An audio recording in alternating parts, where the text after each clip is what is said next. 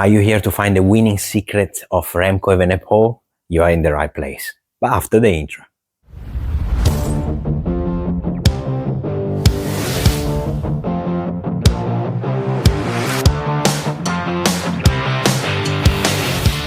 Hi Crankers, hi Sprinters, welcome back for a new episode here, episode 31 of Crankers Sprint Chronicles. Today I'm going to analyze 4 points on how Remco is really strong and how he managed to win all these races and pretty much everything that he's competing for.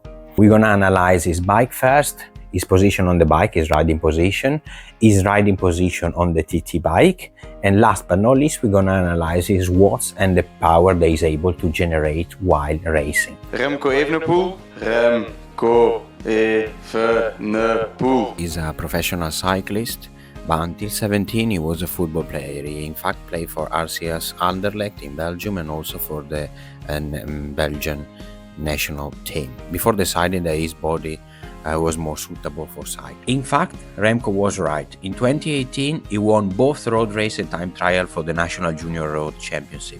He won both the road race and the time trial for the European Championship.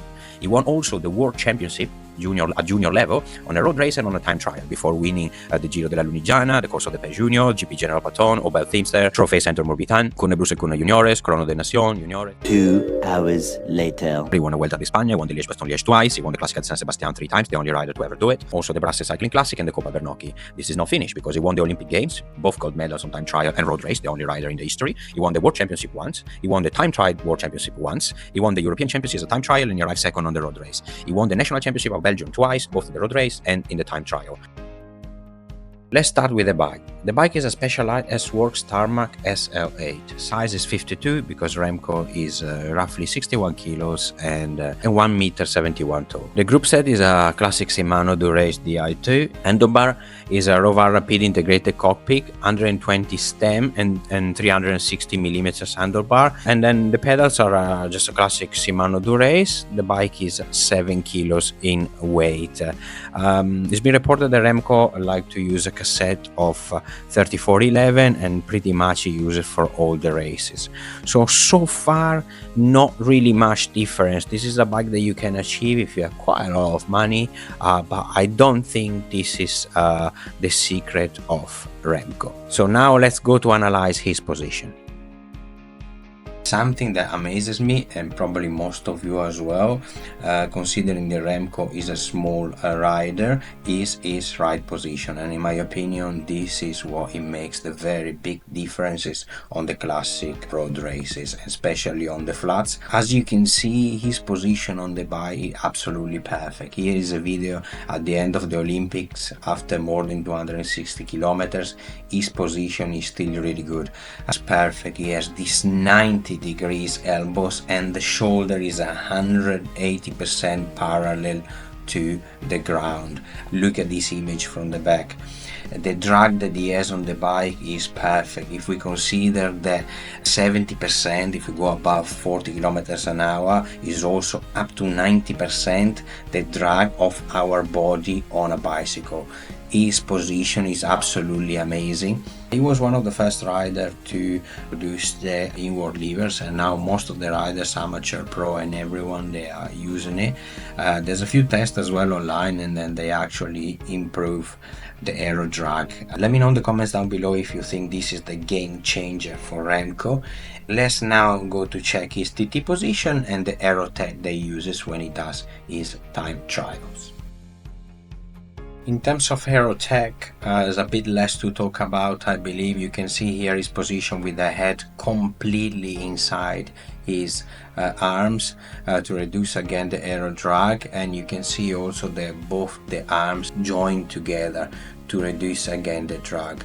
Not really much else because all the Pro and the TT bikes has a very high level of aerodynamics. We can just talk about a tiny bit the new helmet and this kind of neck scarf that he's wearing to reduce again a bit more the drags. Didn't find much online. It says that it's up to 10 watt savings.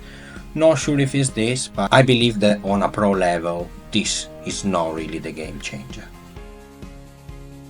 I just want to close off this analysis before talking about my weekly training with a difference on 3 kilometers TT at Giro d'Italia. For Ghana is the end, actually for Remco is the beginning, but you have 430 watt for Remco and then 510 watt for Ghana, and then the average pace is just 1 kilometers an hour difference. So you can see that Remco is average watts are lower than other riders, even specialists, but this still grand victory. So lower amount of power, but because of his bike position, how good is a riding the bike and how good is a staying in aero position, it makes a huge difference and it takes him to victories.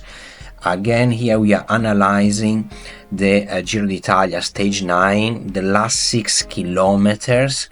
This is a comparison versus Geraint Thomas. They actually lost this TT. You can see in the last 6 kilometers with the 20 watts difference, 360 for Remco and 380 for Geraint Thomas. Also the max power in watt 810 and 760 for Remco, difference of 50 watts, he still managed to maintain the same speed, actually a bit faster, and he won the TT. So you can see with lower average power but with amazing bike handling skills and a perfect position on a TT bike as in a road bike, Remco is able to win both TT rides and road races. I hope you enjoyed the analysis, and let's add any suggestion or anything that you can think could help Remco to go faster on the comments down below. Another quick thing, 70% of you guys that watch my videos are not subscribed, so please don't forget to subscribe and don't forget also to like them. Thank you for watching the video of today. I'll wait you here next Thursday, 6:30 p.m. London time.